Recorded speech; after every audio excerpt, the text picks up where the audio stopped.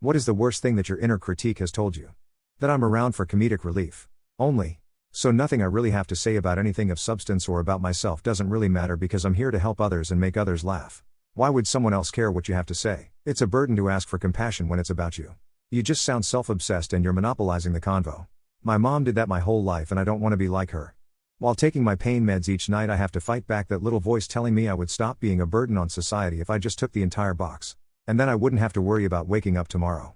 That everyone in my life secretly dislikes me but doesn't want to tell me. Illogically, it gets really bad after I get back from friend trips to different cities and even states. When no one made any indication while there that I was annoying them.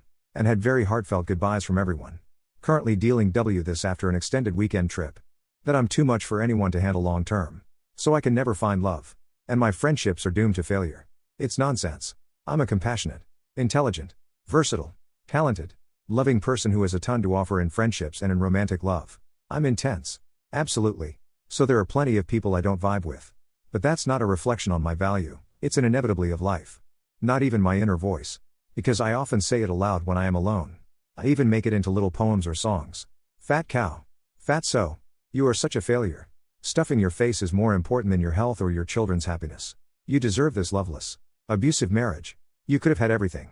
But you chose the wrong degree and ruined your body. Fat. Ugly. Disgusting failure. How can I stop being so obsessive over my BF? Therapy. Think about how annoying it is to have someone breathing down your neck all the time. Get help.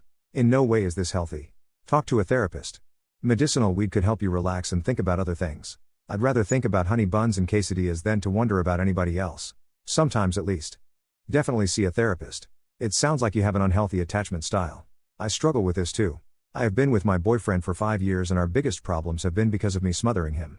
Seeing a therapist as soon as you can to work out these issues is important because they are caused by how you were raised and your relationship to your parents, and it's really a difficult thing to work on the longer you let these bad habits sink in. You want to drive him wild? Act like you don't care what he's doing, then he'll wonder why suddenly you don't care anymore. It sounds like you've been cheated on in the past by someone and have trust issues. If you gotta worry about them cheating, they aren't worth it. I know it's easier said than done. A lot of people are this way. What's the biggest lesson heartbreak has taught you? Don't let anyone step over your boundaries. Basically, don't be a floor mat.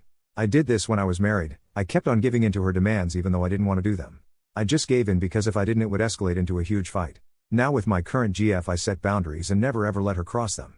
Relationship is a two-way street. Are you putting more into the relationship than your partner? Are you the one always sacrificing? Create me time in the start of the relationship. If your partner invades or emotionally manipulates you, dump them right away. A partner is supposed to respect what you want. You can't expect someone to change. Words are just words. Your actions are what matters. People will sincerely say/promise things when they are happy that they can't keep or change on when things go south. I was all in on my first love, but when things became hard she changed her mind and just devastated me. Not implying you can't trust others, but more so that you yourself can't get hung up on what people are always saying. It's what they're doing.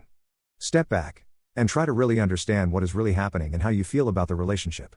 If you don't feel good about yourself, about the overall situation, or about something your partner is doing, it may be a signal that what is happening is not good for you. Or even not normal. And if it's the case, take some measure about it. Even if implies to leave. Conversely, if you feel good about yourself, or the situation, maybe it's because the relation is good for you. Even if you have some doubts. In brief, protect yourself, respect yourself and listen to yourself. Which singer has the most angelic voice? I have a feeling people aren't gonna like this answer, but for me it's Lana Del Rey. Art Garfunkel. Bridge Over Troubled Water and the live version of For Emily. Wherever I may find her, both showcase it. Too bad he smoked his voice away. Amy Lee, Natalie Merchant, and Paula Cole all have low, rich voices that I'd love to hear together.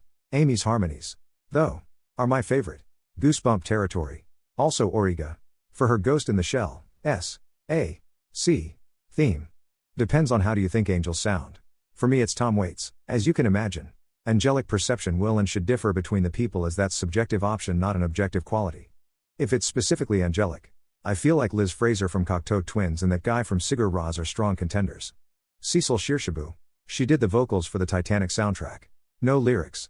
But hauntingly beautiful. I think one of her tracks is Never an Absolution and Quat. Sarah Jarosz. Not as common as most of the others mentioned in this thread, but I can't get enough of her. I want her music playing as I take my last breath. Jeff Buckley. Always. The fact that he isn't here anymore makes his already angelic sounding voice x 1000 times more angelic. When I listen to his beautiful voice, I feel like he's actually reciting his beautifully written poetry gently in my ears. I guess what you mean by angelic? Kathleen Battle. In addition to all her opera stuff, she did like spirituals and gospel stuff. She's got a serious voice and the delivery of things is neat. Elvis Presley did gospel as well and had a really neat and pretty voice too.